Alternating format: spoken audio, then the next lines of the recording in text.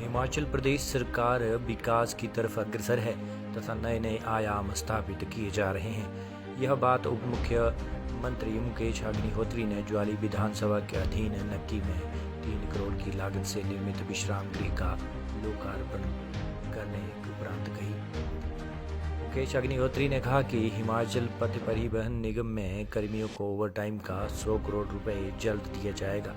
उन्होंने कहा कि डीजल की 250 बसें व इलेक्ट्रिक बसें खरीद रहे हैं। उन्होंने कहा कि कोऑपरेटिव सोसाइटी को कंप्यूटराइज किया जा रहा है तथा इसको ऑनलाइन किया जाएगा, जिससे सारी दिक्कतें दूर हो जाएंगी। उप मुख्यमंत्री मुकेश अग्निहोत्री ने कहा कि प्रदेश सरकार ने चुनावों से पहले 10 गारंटियां दी थी, जिनमें से 5 गारंटियों को पूरा कर लिया गया है तथा चरणबद्ध तरीके से अन्य गारंटियों को भी पूरा किया जाएगा। उन्होंने कहा कि अब जनता की समस्या को घर द्वार सुनकर उनका हल किया जा रहा है। जनता कांग्रेस कार्यकाल से खुश है। इससे पहले उनका ज्वाली में पहुंचने पर फूल मालाओं के साथ जोरदार स्वागत किया गया। में बनी थी उसके बाद कोऑपरेटिव मूवमेंट सारे देश में फैला, लेकिन हम जो जिस स्टेट ने इसको याद किया उसमें भी बहुत अच्छे कोऑपरेटिव सोसाइटीज़ हैं। ऐसा नहीं है कि आप जैसे हमारे 3 बैंक्स हैं, कांगड़ा सेंट्रल कोऑपरेटिव बैंक है, ये भी एक सोसाइटी है। हमारा कोऑपरेटिव बैंक जो शिमला का है या जोगिंद्रा बैंक है, ऐसे कई बैंक हैं। ये सारे कोऑपरेटिव बैंक हैं और ये सोसाइटियों से इस आकार तक पहुँचे हैं। और फिर आपने देखा होगा ट्रांसपोर्ट की सोसाइटीज़ है, और फिर इसके हमारे आलू की सोसाइटियाँ हैं, और हमारे कुल्लू में बूटी भी बहुत अच्छी सोसाइटी है। या जैसे कुल्लू की टोपी और शाल मफलर, ये सारे जो ये सोसाइटीज़ की देन है जो आगे बढ़ा। और अभी आप देखते हैं रास्ते में जब आप शिमला को जाते हैं तो वहाँ दूध की एक सोसाइटी बनी है, वो भी बहुत अच्छी कामयाब हुई है, कामधेनु। और ऐसे ही ऊना ज़िला में कोऑपरेटिव सेक्टर में फर्स्ट कॉलेज आया है, एजुकेशनल इंस्टीट्यूट आया है, जो नर्सिंग कॉलेज भी चला रहा है, और जो हमारा जो है लॉ कॉलेज भी चला रहा है। तो वकील भी कोऑपरेटिव सेक्टर में बन रहे हैं, नर्सें भी कोऑपरेटिव सेक्टर में बन रही हैं। तो ये सेक्टर बहुत बड़ा है, लेकिन जो बात करो इसकी बात इस समय ये है कि अभी तक क्या होता था कि सेक्टर्स जब बनते थे तो उनको लगता था कि ये हमारा ही एक अधिकार है, ये हमने बनाई है सोसाइटी, हम इसको इस आकार तक पहुंचाया है, तो इसलिए वो अपने परिजनों को आगे जो है सेक्रेटरी रख देते थे। इन सारे पहलुओं पे अध्ययन चल रहा है और कोऑपरेटिव सेक्टर में बड़े वास्ट सुधार करने की दिशा में हम बढ़ रहे हैं। बहुत जल्दी हम आपको बताएंगे कि ये खाका क्या तैयार हो रहा है, लेकिन कंप्यूटराइजेशन जो हो रहा है ये बहुत बड़े रिजल्ट देगा हिमाचल प्रदेश। सर गांवों के विकास के लिए पंचायती राज विभाग है, लेकिन आपके पंचायती राज विभाग में कम से कम 30 पोस्टें जो कि बीडीओ खाली चल रही है, और 2022 के बाद कोई भी प्रमोशन नहीं हुई है बीडीओ की। इस पर क्या बोलते हैं?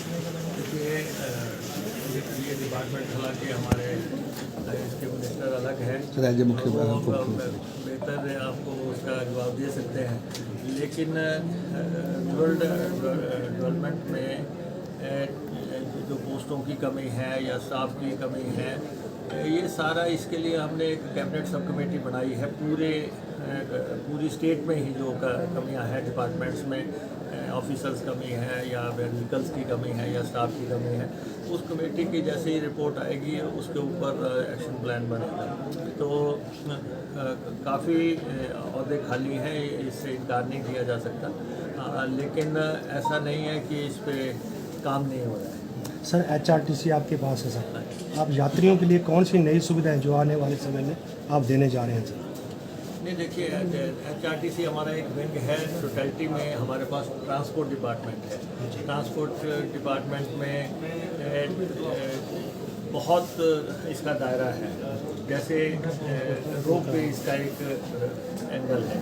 तो हिंदुस्तान का सबसे बड़ा रोप वे जो है शिमला में बन रहा है, हिंदुस्तान का पहला सबसे लंबा रोपवे, 14 किलोमीटर लंबा रोपवे, और जिसमें कि 2000 लोग एक बार में ट्रैवल कर सकते हैं। 250 ट्राली लगनी है, और जिसके ऊपर 1700 कुछ करोड़ 1792 करोड़ या समथिंग पैसा लगने जा रहा है। तो ये संसार का दूसरा बड़ा रोपवे है, लेकिन एशिया का या हिंदुस्तान का ये सबसे बड़ा, और एक बहुत बड़ा काम हो रहा है। टेंडर स्टेट पे पहुंच गया, हमने उसका टेंडर कर दिया है, ग्लोबल टेंडर इनवाइट कर दिया है। अभी कुछ ही दिनों में हम रोपवे का जो सिराज में रोपवे लगा 45 करोड़ रुपए की, नबार्ड से सैंक्शन फर्स्ट रोपवे जो है बगलामुखी माता जी को जो गया है, वो रोपवे हम लगाने जा रहे हैं। फिर हम चिंतपूर्णी का रोपवे हम प्रस्तावित है, बाबा बालकनाथ जी का रोपवे प्रस्तावित है, और हमारा जो कुल्लू में बिजली महादेव का रोपवे सैंक्शन हो गया, और उस पर हम काम कर रहे हैं। तो ये हिमाचल प्रदेश के लिए एक नया कंसेप्ट है रोपवेज का, जो हमें आने वाले टाइम में आगे बढ़ाना है, अगर ट्रैफिक की प्रॉब्लम को हमें सॉल्व करना है। और जहाँ तक बसेस का सवाल है, तो हम 3200 बसें चला रहे हैं इस समय, और HRTC अपने 50वें साल में प्रवेश कर गया है, ये गोल्डन जुबली ईयर है। और मैं आपको सिर्फ ये कहना चाहता हूँ कि HRTC के प्रति एज जर्नलिस्ट आप और एज पत्रकार जो है, आप उसके की सेवाओं को जो है ज़रूर आदर करें। जो 50 साल में HRTC ने सेवा की है, प्रदेश के दूर दराज दुर्गम ट्राइबल इलाकों में HRTC जाती है, जहाँ कोई नहीं जाता वहाँ पे HRTC जाती है। और फिर उसके जो लगभग 5 लाख लोग रोज़ HRTC में सफ़र करते हैं। जो हम महिलाओं को सफ़र करवाते हैं रोज़ाना, उस पर आपको पता कितना खर्चा होता है? 50 लाख रुपए, जो हमने 50% कंसेशन दे रखी है। और लेकिन इस समय HRTC में सुधार के बहुत बड़े कार्यक्रम चल रहे हैं। हम इलेक्ट्रिक बसेस को इंट्रोड्यूस किया है, 327 करोड़ रुपए की बसें हम खरीदने जा रहे हैं, उसकी टेंडर हो गया। 250 हम डीजल की बसें खरीदने जा रहे हैं, 32 सीटर और 34 सीटर। और फिर हम वॉल्वो का सारा फ्लीट बदल रहे हैं। 24 बसें थी हमारे पास, 24 की 24 बदल रहे हैं।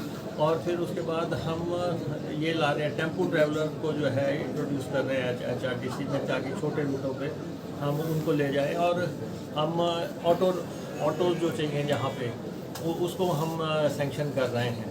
तो इसलिए, और प्राइवेट में भी हमने अभी जो बसेस के रूट्स देने का लगभग 150 पौने 200 रूट हमने अभी प्राइवेट में दिए हैं। तो काम चल रहा है HRTC में। HRTC एक ऐसी संस्था है, बदनाम चाहे जो मर्जी करता रहे, लेकिन HRTC के हर कर्मचारी को आज दिन तक की तनख्वाह मिली है।